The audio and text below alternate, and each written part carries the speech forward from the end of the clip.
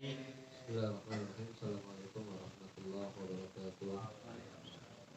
Alhamdulillah wassalatu wassalamu ala Rasulillah wa ala alihi wa sahbihi wa man tabi'ahu wa ala man yang sama-sama kita hormati, kita muliakan orang tua kita, guru kita yaitu Habib Muhammad Sahla Segaf beserta keluarga besar beliau, kemudian para ustaz, Ustaz Sofi, Ustaz Hamadi, Ustaz Zaki, Ustaz Muji, Ustaz Muji dari Bratayuda dan ustaz-ustaz yang lain.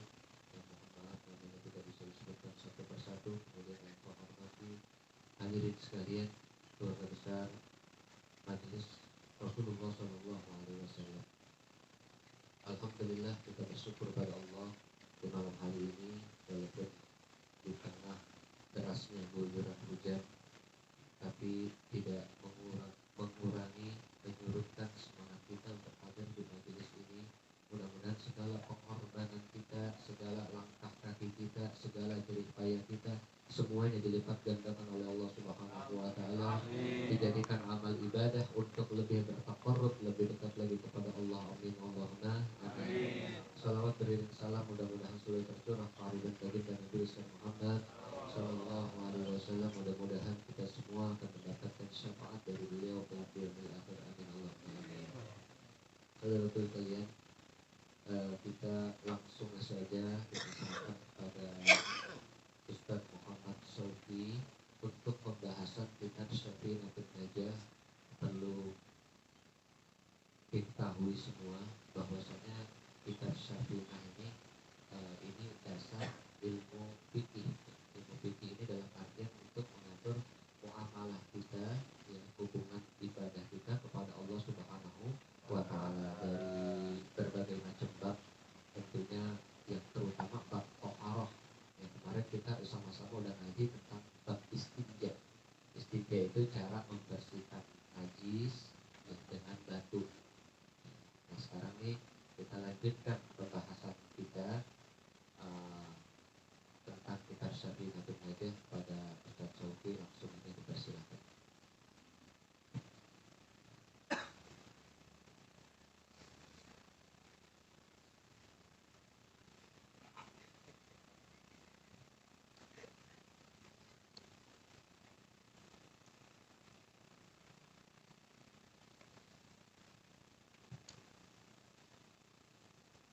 Assalamualaikum warahmatullahi wabarakatuh. Tanpa kita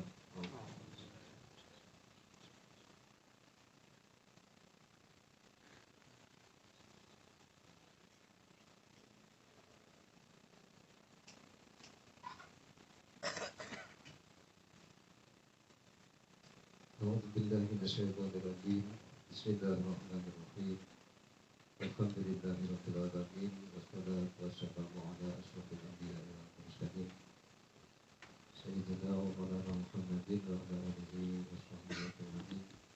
Subhanaka la ilma lana illa ma 'allamtana innaka antal alimul hakim. Rabbi shrah li sadri wa yassir li amri wahlul 'uqdatam min lisani yafqahu qawli. Amma ba'du. La haula wa la quwwata illa billahil aliyyil azim. Yang sama-sama kita muliakan, kita tanggungkan Al-Habib Muhammad Muhammad Syekh beserta keluarga besarnya, bapak-bapak dan hadirin sekalian, jamaah Majelis Rasulullah yang insyaallah semuanya dimuliakan oleh Allah Subhanahu wa taala.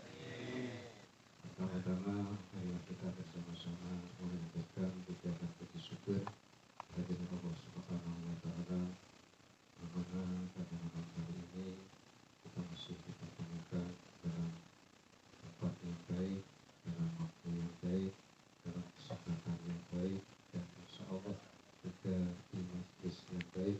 Mudah-mudahan pertemuan kita senantiasa mendapatkan ridho dari Allah Subhanahu wa taala. Amin. Salawat dari salam mudah-mudahan dan senantiasa tetap tersanjungkan kepada junjungan kita Nabi besar Muhammad sallallahu alaihi wasallam. Bapak-bapak yang kami hormati, mohon izin untuk melaksanakan kajian seperti ini. Bapak-bapak yang kami hormati, masuk ke faslun urudul wudu'i sifatun. Ini pasal tentang pembahasan wudhu. Sebelum saya menyampaikan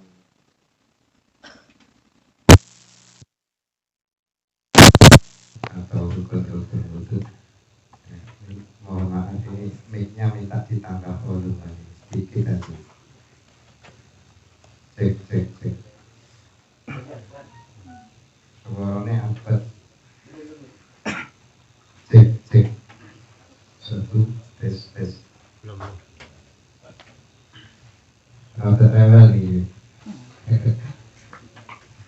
Alhamdulillah, ini mohon izin sebelum saya menyampaikan tentang fardu wudhu atau rukun wudhu, terlebih dahulu saya menceritakan tentang kisahnya salah seorang sahabat Nabi yang bernama Abi Dzar Al-Ghifari. Suatu ketika Abi Dzar Al-Ghifari itu melihat Rasulullah Shallallahu Alaihi Wasallam. Rasulullah sedang duduk sendirian di masjid. Di dalam hati Abi Dzar Al-Ghifari itu berkata di dalam hati, tidaklah Rasulullah Shallallahu Alaihi Wasallam duduk sendirian kecuali menanti turunnya wahyu. Dalam hati Abi Dzar mengatakan seperti itu, tidaklah Rasulullah duduk dengan sendirian kecuali Rasulullah menantikan wahyu. Baru beberapa saat Abi Dzar ini ngomong di dalam hatinya, lalu Rasulullah mengambil Abi Dzar. Abi Dzar kemarilah. Akhirnya Abi Dzar mendekat kepada Rasulullah Shallallahu Alaihi Wasallam. Setelah mendekat kepada Rasulullah, Abi Dzar ini tidak menyia-nyiakan kesempatan untuk bertanya kepada Kanjeng Nabi. Abi Dzar bertanya kepada Rasulullah, "Ya Rasulullah, amartana bil wudu'i. Amal wudu'u."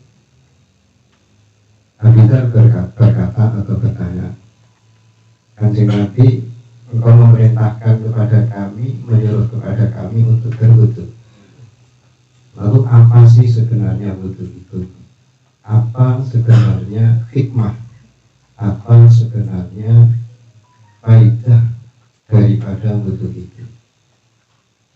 Qala ya ada dari Rasulullah berkata, "Wahai Abi Dzar, la sholata illa bil wudu'i." Tidak ada sholat kecuali dengan wudu. Artinya sholat itu tidak sah tanpa wudu. Sholat tidak sah tanpa wudu. Makanya wudu itu menjadi penting. Terus kemudian Rasulullah SAW ini melanjutkan penjelasannya kepada Abi Dzar. Wa annal wudu'a la yukaffiru maqablahu minal dzunubi. Dan sesungguhnya wudu itu akan menjadi penghapus dosa-dosa sebelumnya. Dosa sebelum wudu. Dosa-dosa sebelum wudu, kalau kita sebelum wudu ini melakukan dosa-dosa kecil, misalkan dosa yang dari lisan, menggibah orang, atau dosa dari telinga mendengarkan sesuatu yang dilarang, atau dosa yang banyak ini sumbernya dari mata, maka semua dosa-dosa kecil itu bisa dihapus dengan lantaran berwudu. Bapak-bapak sekalian yang kami hormati, langsung saya bacakan kelanjutan pelajaran kemarin. Kita belajar bareng-bareng. Bismillahirrahmanirrahim. Faslun aihada faslun, inilah fasal tentang wudu. Furudul wudu'i sifatun. Fardu atau arkanul wudu, rukun-rukun wudu itu ada 6. Al-awalu an-niyatu. Yang pertama adalah niat. Nanti pembahasannya kita terangkan nanti. Asani ghusl wajhi. Yang kedua adalah membasuh muka. Asalisu ghusl yadaini ma'al mirfaqaini. Yang ketiga membasuh kedua tangan bersamaan kedua siku-siku tangan ini. Ar-rabi'u mashu syai'in min ar-roksi, mengusap sesuatu dari sirah, bagian dari sirah atau kepala, mengusap sesuatu dari kepala. Nanti definisi kepala apa dan seterusnya. Kemudian al-khamisu ghuslu rijlaini ma'al ka'baini, membasuh kedua kaki bersamaan kedua mata kaki. Jadi kaki itu ada matanya, awas jangan sampai kesandung. Terus kemudian yang keenam as-sadisu at-tartib. Tartib itu ya urut-urut, kalau akan sesuatu sesuai dengan urutannya. Saudaraku sekalian, sekarang kita pahami definisi wudhu. Definisi wudhu itu menurut arti bahasa adalah bersih dan indah. Jadi orang yang gemar wudhu itu tampilannya, wajahnya itu bersih, wajahnya itu seger, wajahnya itu indah, wajahnya itu berseri-seri. Karena dari basuhan air wudhu itu akan menghilangkan ketegangan yang ada pada wajah, sehingga peredaran darah ini menjadi lancar. Ketika peredaran darah itu lancar, maka auranya wajah ini berseri atau kelihatan gembira, kelihatan ya indah, cerah. Walaupun orangnya hitam seperti saya gitu. Tapi insya Allah orang yang ahli wudhu ini wajahnya selalu berseri-seri. Mudah-mudahan kita termasuk orang yang suka menjalankan aktivitas wudhu, baik batal maupun tidak batal, baik mau sholat atau tidak mau sholat. Pokoknya pemukanya kepinginnya wudhu terus. Mudah-mudahan menjadi golongan itu. Terus kemudian wudhu dalam makna syar'i, wudhu menurut arti syariat ini adalah menggunakan air pada bagian tubuh tertentu yang disertai dengan niat. Jadi menggunakan air untuk membasuh bagian-bagian tubuh yang tertentu yang disertakan dengan niat. Ini definisi atau pengertian wudhu menurut arti syariat. Karena bisa jadi kita membasuh muka, kemudian membasuh tangan, kemudian mengusap kepala, kemudian mengusap telinga misalnya, kemudian membasuh kaki, tapi kita tidak ada niat dari awal untuk berwudu, maka pekerjaan itu walaupun prakteknya seperti wudu, karena tidak dibarengi dengan niat, maka tidak menjadi wudu. Kira-kira bisa dipahami. Apapun bentuk basuhan yang kita lakukan, yang prakteknya seperti wudu, kalau tidak disertakan dengan niat, maka tidak menjadi wudu. Makanya pentingnya niat itu untuk membedakan mana ibadah dan mana adat, untuk membedakan mana ibadah dan mana kebiasaan. Kita biasa cuci kaki ya, kita biasa cuci tangan, kita biasa cuci muka. Ini termasuk adat. Lalu yang membedakan antara ibadah dengan adat kebiasaan kita itu nanti terletak pada niat. Bapak-bapak sekalian yang kami hormati, furudul wudu'i sitatun, tadi sudah saya sampaikan bahwa furudul wudu'i sitatun maksudnya urut itu ya rukun, berarti yang harus ada di dalam wudu itu ada 6. Rukunnya wudu itu ada 6. Al-awalu an-niyatu. Nah, pembahasannya ini ada pada bab selanjutnya sebenarnya. Ini saya singgung sedikit. Niat itu apa? Niat itu secara bahasa artinya adalah menyengaja sesuatu secara bahasa, baik bersamaan dengan melakukan sesuatu itu atau tidak. definisi niat, tapi menurut arti bahasa. Nah, sedangkan misalnya contohnya seperti ini. Saya sekarang batal misalkan lebih. Tapi dalam hati saya niat nanti habis acara ini saya wudhu lah, karena tadi sudah dengar gimana fadilahnya wudhu bisa menghapus dosa-dosa sebelumnya. Akhirnya punya keinginan sekarang ini, punya keinginan nanti setelah ini saya mau wudhu. Nah, ini bisa dipahami ini adalah niat, tapi dalam arti bahasa, Sedangkan pada niat yang tidak bersamaan dengan sesuatu yang diniatkan atau pekerjaan yang diniatkan, kalau dalam bahasa fikih itu disebut azam, lebih tepatnya azam. Jadi punya tujuan. Jadi bedanya mana azam dengan niat? Kalau azam itu tidak bersamaan dengan perbuatan, tapi kalau niat bersamaan dengan perbuatan. Saya nanti punya niat wudhu, ini namanya azam, ya. Tapi kalau saya melakukan pekerjaan wudhu, yang pada awal pekerjaan wudhu itu saya sertakan niat wudhu, maka itu namanya niat. Kira-kira bisa dimengerti? Bapak-bapak sekalian yang kami hormati, al-awalu an-niyat. Terus kemudian niat menurut definisi syar'i adalah qasdus syai'i muqarranan bi fi'lihi. Jadi menyengaja sesuatu yang dibarengi dengan pekerjaan itu. Kita menyengaja wudhu, sengaja melakukan wudhu, tapi kita juga mengerjakan perbuatan wudhu. Maksud ya Pak? Nah, terus kemudian ada pun tempatnya itu di dalam hati. Jadi tempatnya di dalam hati. Bukan yang nama itu. Nama itu adalah lafadznya lafadznya. Nanti ada pembahasannya itu pada bab selanjutnya. Soalnya niat tempatnya di dalam hati. Terus kemudian waktunya niat, kapan niat harus dilaksanakan?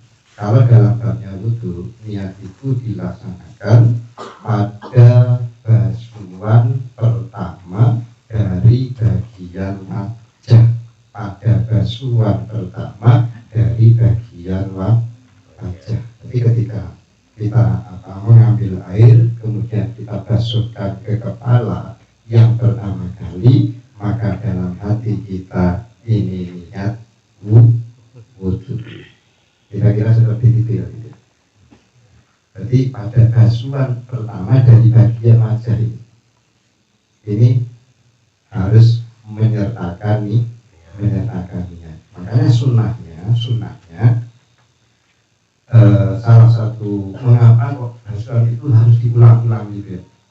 Sunnahnya kan tiga kali. Ini saking kehati-hatian para ulama fikih, kehati-hatian para ulama fuqaha, barangkali pada basuhan pertama itu pas tidak bareng dengan niat, maka niatnya ketemu pada basuhan yang kedua gitu. Atau pada basuhan kedua kok nggak bareng dengan hati niat wudhu, maka ketemu pada basuhan yang ketiga. Itu salah satu hikmah pengulangan 3 kali dalam wudhu. Rasulullah ini kalau wudhu ya 3 kali. Jadi ada keterangan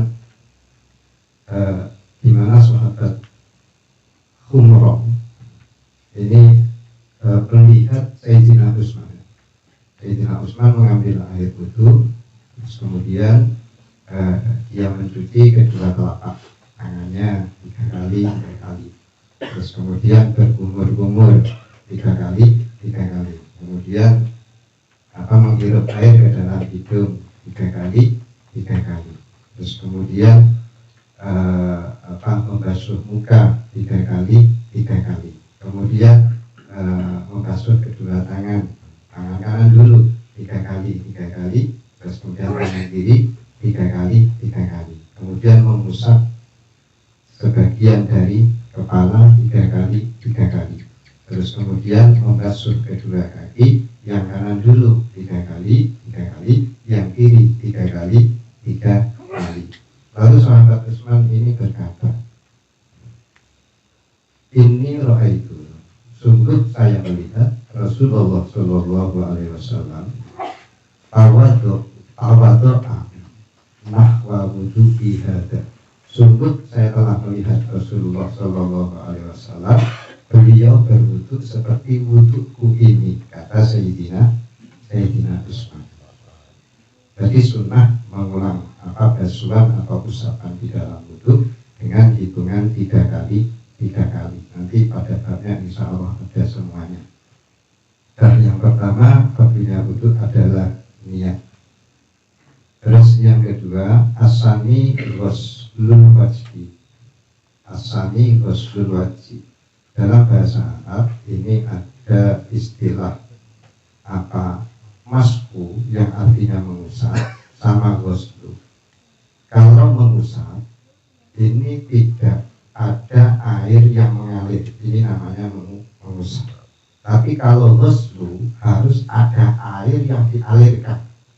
Jadi tidak boleh kita wudu hanya tangan kita basahi kemudian kita usap-usapkan, tidak boleh. Tapi harus ada air yang kita ambil pada tangan ini kemudian kita guyurkan ke muka, misalkan yang dibasuh muka. Jadi kalau ghuslu itu harus ada air yang mengalir. Tapi kalau mengusap seperti kepala ini, tidak disyaratkan harus ada air yang mengalir. Cukuplah tangan dibasahi, ini sudah cukup sebagai definisi mengusap. Saya ulang, yang kedua adalah membasuh wajah atau membasuh muka. Nah, muka atau wajah ini ada 2 batasan. Yang pertama batasan dari tinjuan panjangnya muka. Panjang muka itu dihitung dari atas ke bawah. Yang termasuk muka itu apa?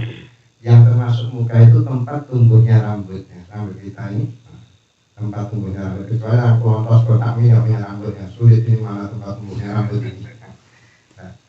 Yang jelas ada, pasti itu ada. Nanti yang namanya muka yang ditinjau dari segi panjangnya muka itu dari tempat tumbuhnya rambut ini. Tempat tumbuhnya rambut kita tarik ke bawah sampai dagu. Kita tarik ke kanan sampai ini dagu yang menopang tempat tumbuhnya gigi. Ini berarti definisinya muka yang ditinjau dari panjang atau tingginya muka. Pokoknya dari sini sampai sini. Ini belum kasih kotak, nanti kita bahas belakangan. Nah, ini bahas muka dulu. Kemudian yang kedua batasan muka itu ditinjau dari lebarnya muka atau luasnya muka. Bagaimana cara melihatnya? Apa yang ada di antara 2 telinga kanan dan kiri ini? Apa yang ada di antara 2 telinga ini adalah lebarnya muka. Maka otomatis mana yang termasuk muka baik ketika dilihat dari panjangnya maupun lebarnya, ketika wudu wajib dibasuh.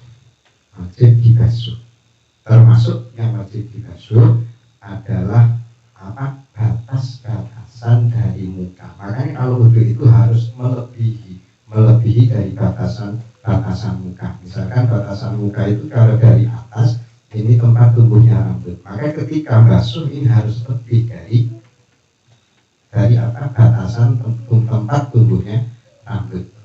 Terus kemudian yang dari bawah kan dagu, maka ketika membasuh ini harus lebih dari dagu.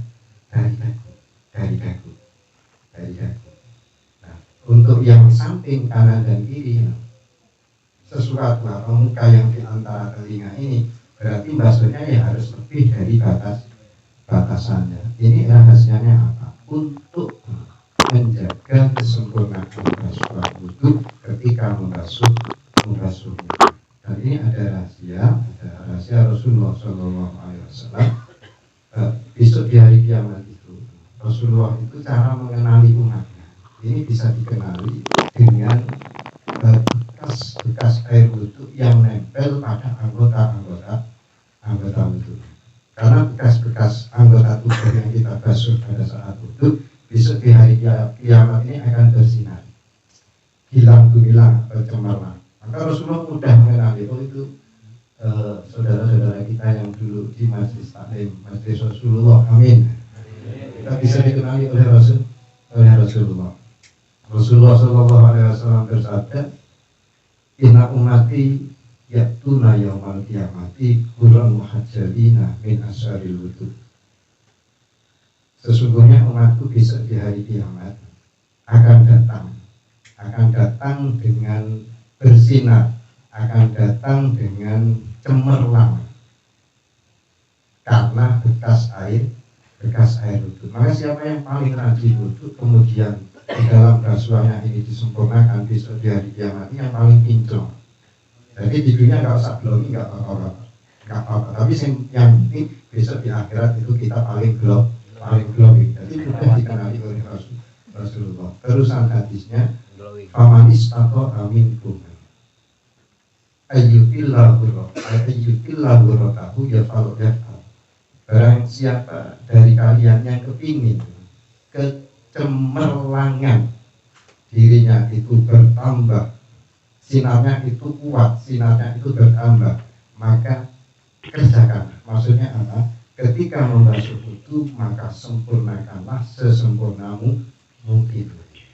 Kalau yang wajib ini hanya dari batas-batasan saja, maka kita lebihkan. Misalnya dari mata kaki itu kan batasan, tapi mata kaki juga harus dibasuh. Nah, basuh lebih dari itu, ini akan menambah kecemerlangan atau cahaya kita besok di hari kiamat. Amin. Allahumma amin. Saudaraku sekalian yang kami hormati, itu wajah. Nah, berkaitan dengan yang apa?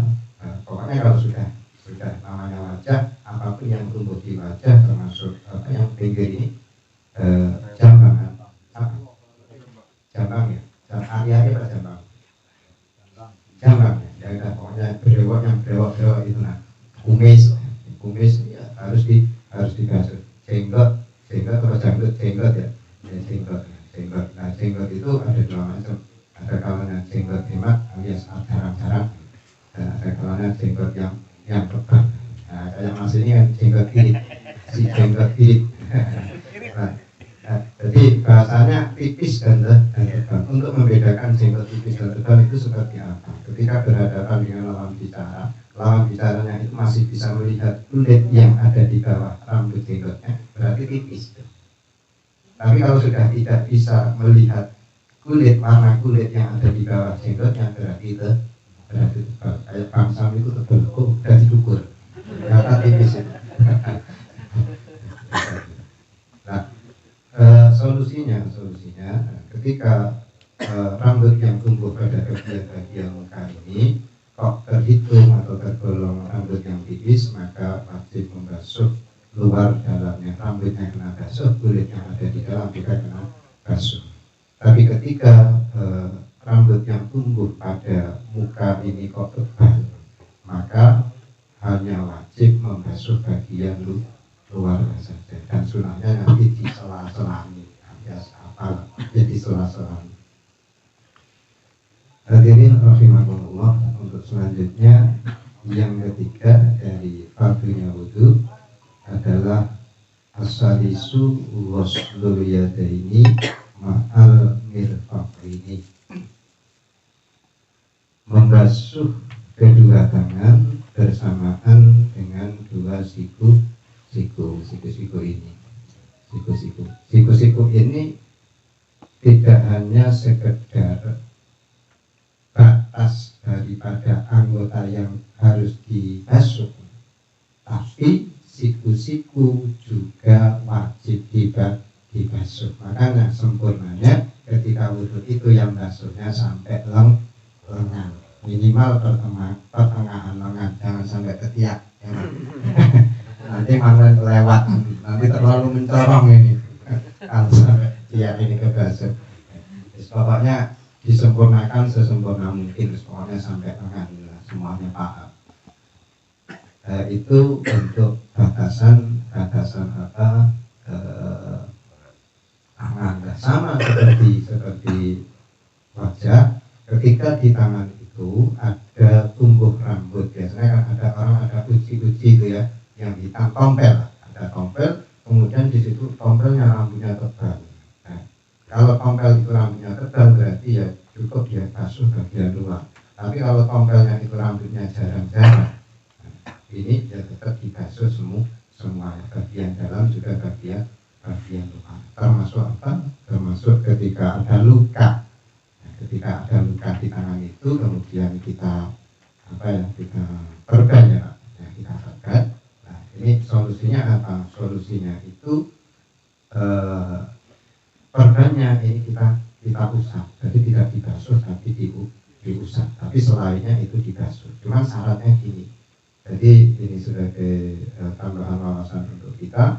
Ketika kita ada luka di bagian yang wajib dibasuh ketika wudhu, maka ketika kita perban, kita kasih obat, kita perban, maka diusahakan ketika ngasih perban itu kita dalam kondisi punya wudhu, dalam kondisi punya wudhu. Jadi ketika nanti kita batal lagi, maka perban yang tadi kita tempel dalam keadaan kita suci ini cukup diusap saja, ini sudah boleh.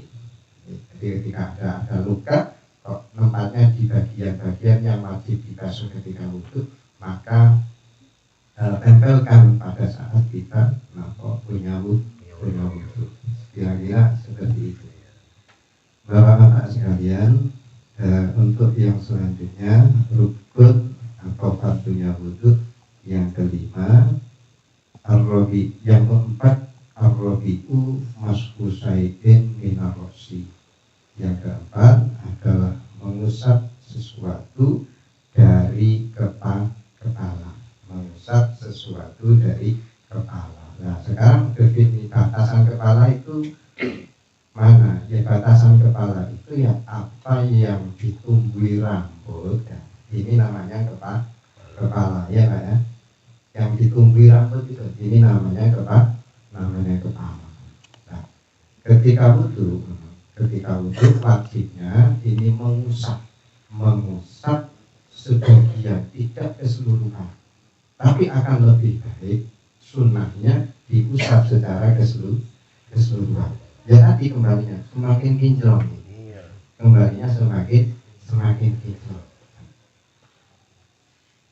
Sebagian boleh dari depannya, boleh dari belakang, boleh dari samping, terus pokoknya sebagian dari kepala, meskipun hanya kena usap ini hanya sebutir rambut, meskipun hanya sebutir rambut. Yang penting ada yang di sebelah, iya seperti kayak telur aja.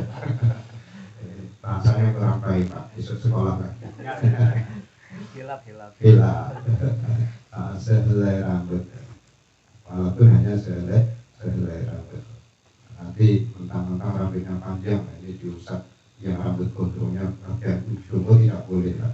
Harus ada batasannya. Kalau sudah keluar dari tempat tumbuhnya rambut, keluar dari kepala, gondrong kok lipat, ini tidak boleh. Usapnya diusap gondrongnya ini tidak boleh. Harus di area kepala. Ar-rabi'u mashu syai'in minar roksila. Mengusap itu tadi sudah saya singgung. Jadi cukup membasahi tangan, kemudian kita usapkan. Seandainya kita asuh sebagai gantinya usap, apa boleh ya boleh. Misalkan kita tidak hanya membasahi, tapi kita pakai gayung, kita guyur, boleh biar seger gitu kan. Tapi yang penting niat awalnya itu adalah niat wudhu. Walaupun di tengah-tengah ada tujuan ingin seger, ingin enak di kepala ini nggak apa-apa, biar dingin ini tidak apa-apa, secukup sebagai pengganti mengusap. Terus kemudian yang kelima dari fardunya wudhu adalah ghuslur rijlaini ma'al ka'baini. Jadi membasuh kedua kaki bersamaan dengan kedua mata kaki. Tidak sudah saya sampaikan, jadi mata kaki ini tidak hanya sekedar sebagai batas yang wajib dibasuh, tetapi mata kaki ini juga wajib kita dibasuh. Bahkan sunahnya ini sampai ke pertengahan betis, sampai ke pertengahan betis. Syukur-syukur sampai lutut ini tambah bagus, tambah bagus. Ya lagi tambah pinclong ya. Tambah pinclong, tambah bagus. Semuanya sebenarnya dari segi kesehatan masya Allah luar biasa. Ini manfaatnya atau hikmahnya wudhu itu banyak sekali. Di samping menghapus dosa, ini wudhu juga membuat orang itu menjadi sehat. Jadi sehat secara jasmani dan sehat secara rohani. Yang terakhir adalah tertib. Jadi sudah saya singgung, tertib itu yang meletakkan sesuatu sesuai dengan urutannya. Itu tertib, tidak boleh dibolak-balik, tidak boleh dibolak-balik, masuk kaki dulu baru usap kepala atau pokoknya seperti itulah. Mengapa harus tertib? Iya, karena ini perintah Allah. Karena ini perintah Allah, tentunya cara mengerjakannya juga sesuai petunjuk Allah Subhanahu wa ta'ala. Ya ayyuhalladzina amanu idza kuntum ila sholati faghsilu wujuhakum wa aydiyakum. Dan seterusnya apa? Ilal marafiq, sampai apa? Siku. Terus wamsahu biruusikum wa arjulikum ilal ka'bayn. Maka hai orang-orang yang beriman, ketika kalian hendak mengerjakan sholat, maka basuhlah muka. Yang pertama ya, basuhlah muka kalian. Kemudian basuhlah kedua tangan sampai siku. Kemudian usaplah kepala. Kemudian basuhlah kaki sampai kedua mata kaki. Dan ditambahkan oleh Rasulullah SAW di depannya ada niat.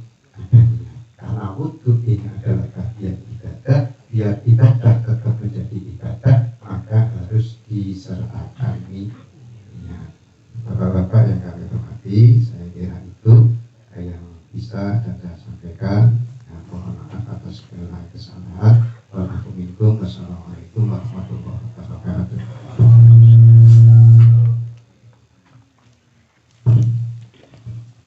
Terima kasih disampaikan pada Ustaz Sofi telah menyampaikan tentang arkanul wudu atau furudul wudu. Saudaraku semua, saya teringat pernah ditanya sama seseorang, ditanya, Pak, wudu itu ya dijelasin sama dia begini. Kata saya itu enggak berurutan ya.